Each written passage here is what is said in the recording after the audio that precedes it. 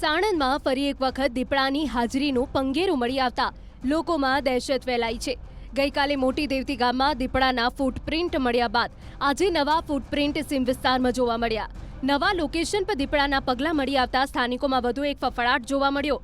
મહત્વનું છે કે વન વિભાગ દ્વારા પાંજરો ગોઠવવામાં આવ્યો હોવા છતાં હજુ સુધી દીપડો નહીં પકડાતા અનેક તર્ક વિતર્ક સર્જાયા છે। અમદાવાદના સાણંદ પંથકની અંદર દીપડાની દેખા દેતા લોકોમાં દહેશત જોવા મળી રહી છે। ત્યારે ન્યૂઝ 18 આજે ગ્રાઉન્ડ રિપોર્ટ બતાવી રહી છે ખરેખર આ દીપડો આ વિસ્તારમાં કેટલા સમયથી અહીં પોતાનું ઘર છે તે ઘર દીધું છે। એટલે અમે અલગ અલગ જે ખેતરો છે અને જે કહી શકાય કે જગ્યા ઉપર જઈને તેના ફૂટપ્રિન્ટ છે તે તપાસ કરી રહ્યા છે।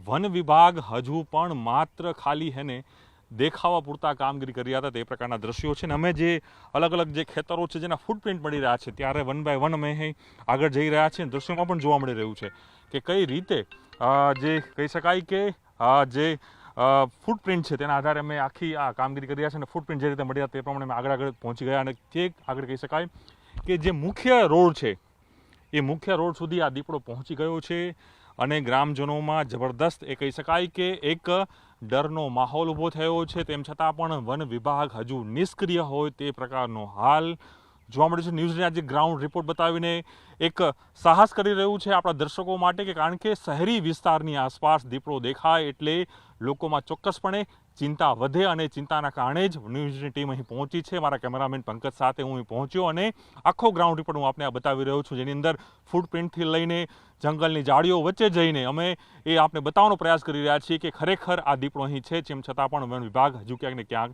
નિષ્ક્રિય જોવા મળી રહ્યું છે। અત્યારે જે નવા ફૂટમાર્ક્સ મળ્યા છે સવારે જે આપણને મેસેજ મળ્યા છે એના અનુસંધાને આપણે સ્થળ ઉપર આવીને સ્થળ તપાસ કરી છે। સ્થળ તપાસ કરતાં દીપડાના ફૂટમાર્ક્સ હોવાની પુષ્ટિ થાય છે અત્યારે અને એ અનુસંધાને આજુબાજુનું ફરીથી આગળનો વધારાનો સર્ચ વિસ્તાર કરીએ છીએ અને જરૂર જણાય ત્યાં પાંજરા મૂકી અને પાંજરે પૂરાય માટે આપણે બનતા પ્રયત્નો હાથ ધર્યા છે। તો સર લેપર્ડની મૂવમેન્ટ સાંજ પછી જોવાતી હોય છે તો નાઇટ માટેના સર્ચિંગ માટેની આપણી વિશેષ શું તૈયારી છે?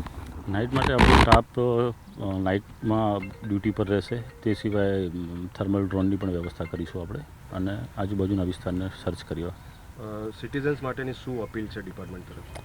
સિટીઝન માટે એક જ અપીલ છે કે કોઈ ખોટા અને ભ્રામક સમાચારમાં ભ્રમિત ના થાય। જે પણ જાણવા મળે અથવા કંઈ પણ એવું જોવા મળે તો સૌપ્રથમ વન વિભાગની ટીમને સંપર્ક કરે અને એમના જોડેથી પુષ્ટિ કરાવે ત્યારબાદ જ અને અવાવરું જગ્યા હોય કોઈ પડતર જગ્યા હોય એવી જગ્યાએ જવાનું બને ત્યાં સુધી ટાળે ને જવાનું થાય તો 2-3 વ્યક્તિઓ સાથે જાય અને પૂરતી સલામતીના પગલાં રૂપ। હાલ તો જે ફૂટમાર્ક્સ જોવા મળે છે એના અનુસંધાને એક જ વન્ય પ્રાણી હોય એવું દેખાય છે।